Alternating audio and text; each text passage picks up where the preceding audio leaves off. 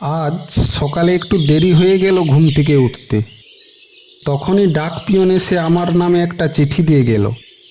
চিঠিটা হাত থেকে নিয়ে কিছুক্ষণ বসে রইলাম। এটা চাকরির চিঠি, পলাশপুরের ডাকঘরের চাকরি। এতদিন পরীক্ষা দিয়ে দিয়ে এই এতদিন পর একটা চাকরি হলো। এই চাকরিটা সত্যি আমার জন্য সুসংবাদ নিয়ে এসেছে। পলাশপুরে আমি পিয়নের পদে নির্বাচিত হয়েছি।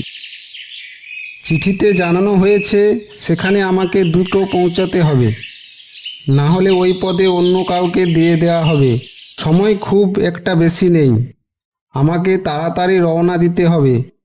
পরের দিন সকালে মহেশখালী স্টেশন থেকে ট্রেন ধরলাম পঞ্চগড় স্টেশনের উদ্দেশ্যে। ওখানে নেমে আমাকে পলাশপুর যেতে হবে। ট্রেন ছাড়লো, শহরের কোলাহল পেরিয়ে ট্রেন চলছে সবুজ প্রকৃতির মাঝভর। চারপাশে ধানক্ষেত আর তাল গাছের সারি। সন্ধে নেমে এলো, ট্রেন ছুটে চলেছে ঘন অরণ্যের দিকে। মাঝে অনেকগুলো স্টেশন পড়ছে, কিন্তু স্টেশনগুলো একেবারে ফাঁকা, জনশূন্য। কিছুক্ষণ পর ট্রেনটি এসে থামলো পঞ্চগড় স্টেশনে। চারপাশ নীরব আর ঝিঝির ডাক শোনা যাচ্ছে। স্টেশনটা এতটাই অন্ধকার যে দূর থেকে আলাদা করে চেনার কোনো উপায় নেই। কোথাও তারা বা চাঁদের আলো নেই। স্টেশনের পাশেই ছোট্ট একটা চায়ের দোকানে চোখ পড়ল। সামনে একটা হারকিনে টিমটিম করে জ্বলছে। ভেতরের একজন ব্যক্তি সম্ভবত চোখ বুজে ঝিমিয়ে নিচ্ছে।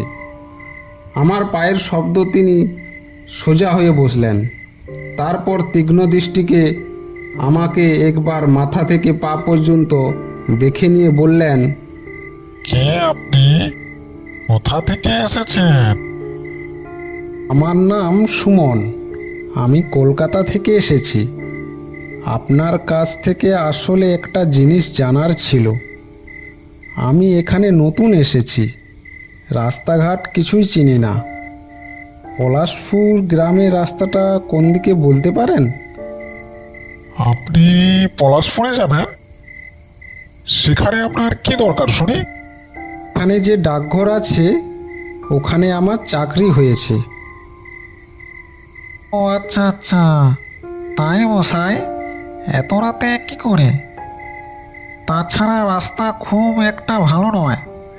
পলাশপুর এত দূরত্ব প্রায় 10 মাইল। হ্যাঁ জানি, কিন্তু আমাকে আজ রাতেই রওনা দিতে হবে। আপনি আমার অচেনা, তাও যদি আমাকে বন্ধু হিসেবে মনে করেন তাহলে আপনাকে একটা পরামর্শ দিই। আজ স্টেশনে রাতটা কাটিয়ে দিন, সকালে চলে যাবেন। না, আজই আমাকে যেতে হবে। আপনি শুধু বলেন পলাশপুরে যাওয়ার পথটা কোন দিকে। বাইরে যে বড় রাস্তাটা গেছে ওটা থেকে ডান দিকে বেঁকে 10 মাইল গেলেই পলাশপুর। তবে সাবধানে যাবেন, রাস্তাটা খুব একটা ভালো নয়। আমি ভাবলাম বিকেলের দিকে পৌঁছবো, তাই টর্চটাও সঙ্গে নেওয়া হয়নি। এখন তো দেখছি টর্চটা আনলে ভালো হতো। আকাশে মেঘ ঢাকা, মাঝে মাঝে চাঁদের উঁকি দিচ্ছে। হাঁটতে হাঁটতে খিদে অনুভব করলাম। ট্রেনে 2 কাপ চা আর বিস্কুট খেয়েছিলাম। রাস্তার ধারে এত বন, সামনে কি যে অপেক্ষা করছে মনে এক অজানা ভয় বিরাজ করলো। কিছুটা দূরে একটা ভাতের হোটেলের দেখা পেলাম। ভিতরে ঢুকে দেখলাম খদ্দের কেউ নেই। একটি লোক টেবিল পেতে বসে আছে, সেই সম্ভবত হোটেলের মালিক। আমি কাছে এগিয়ে যেতেই লোকটি বলল, কি মশাই, এখানে কি চাই? খুব খিদে পেয়েছে, ভাত হবে? লোকটি চোখ মুখ দেখে মনে হলো সে আমাকে দেখে মোটেও খুশি হয়নি। আর অখুশি হওয়ারও কারণও ঠিক বুঝতে পারলাম না। না মশাই, খাবার হবে না। বলে বড্ড খিদে পেয়েছে, একদমই খাবার হবে না? আর আছে, কিন্তু আমার বাধা খদ্দেরদের জন্য। হ্যাঁ, কিন্তু তা থেকে আমাকে অল্প কিছু দেয়া যাবে না? বড্ড খিদে পেয়েছে, এখনো অনেক রাস্তা যেতে হবে, দেখুন না একটু হয় যদি। আচ্ছা আচ্ছা, বসুন, দেখছি কি করা যায়। এই কথা শুনে মনে যেন এক ধরনের শান্তি অনুভব করলাম। তারপর দোকানের ভিতর গিয়ে বসলাম। সারিবদ্ধ বেঞ্চ আর টেবিল পাতা ছিল, আর খানিকক্ষণ পরেই ভাত এসে পৌঁছালো আমার কাছে। প্রচণ্ড খিদেতে আমি খেতে শুরু করলাম। তখনই লোকটি বলে উঠল, মশাই, একটু তাড়াতাড়ি খান, আমার খদ্দেররা এসে যাবে। কেন? আমাকে তাড়াতাড়ি খেতে হবে কেন? এখনো তো অনেক বেঞ্চ খালি আছে। আহা, আপনি বুঝতে পারছেন না, ওরা এসে পড়লে রাগ করবে। মনে সন্দেহ নিয়ে কথা না বাড়িয়ে আমি তাড়াতাড়ি খেয়ে বেরিয়ে পড়লাম। রাস্তায় যেতে যেতে মনে হলো আমি তো ভাতের টাকাই দিয়ে আসিনি। লোকটি এত তাড়া দিচ্ছিল যে আমি টাকা দেওয়ার কথাই ভুলে গেছি। না, দিয়ে আসি টাকাটা, এই সব ভাবতে ভাবতে দ্রুত পা চালালাম ভাতের হোটেলের দিকে। হোটেলের ভিতরে ঢুকলাম। যেখানে লোকটি বসেছিল সেখানে এখন কেউ নেই। তারপর খাবার টেবিলের দিকে তাকালাম। তারপর যেটা দেখলাম তাতে যেন আমার চোখকেও বিশ্বাস করতে পারলাম না।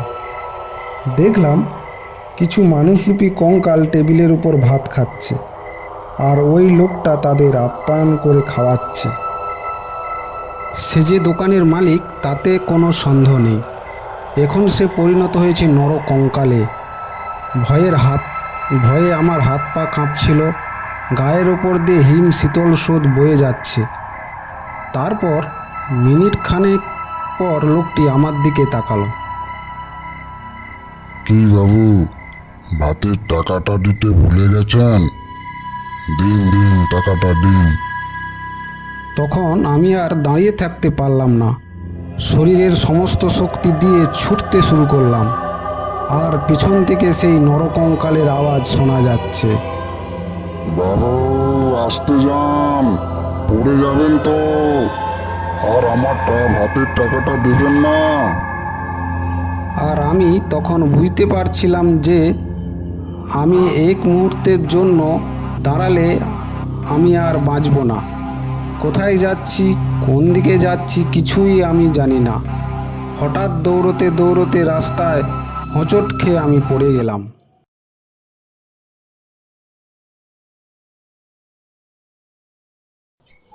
সকালে চোখ খুলতেই মাথায় ব্যথা অনুভব করলাম। তারপর দেখি আমি একটি ঘরে শুয়ে আছি, আর আমার পাশে একটি লোক বসে আছে। সেই লোকটি যার সাথে আমার চা দোকানে দেখা হয়েছিল। বাবু, আপনি উঠেছেন? কিন্তু আপনি এখানে? বাবু, আমার বাড়ি এই ডাকঘরের সামনে। আমি সকালে হাঁটতে বেরিয়ে আপনাকে দেখলাম। তা আপনার কি হয়েছিল রাতে? আমি আস্তে আস্তে সব কথা খুলে বললাম। কিছুক্ষণ দুজন চুপ থাকার পর লোকটি বলল, হ্যাঁ, ঠিকই, ওখানে একটা হোটেল ছিল, খুব রমরমিয়ে চলতো। হঠাৎ একদিন কেউ রান্নায় বিষ মিশিয়ে দেয়, খদ্দেররা সবাই মারা যায়। সেই থেকেই এখনো ওই হোটেলে রান্না হয় রাতে। তোমার ভাগ্য ভালো ছিল, তুমি বেঁচে গেছো। যাই হোক, আপনি বসুন, আপনার জন্য জল খাবারের ব্যবস্থা করছি। আমি বসে বসে জানালার দিকে তাকিয়েই রইলাম।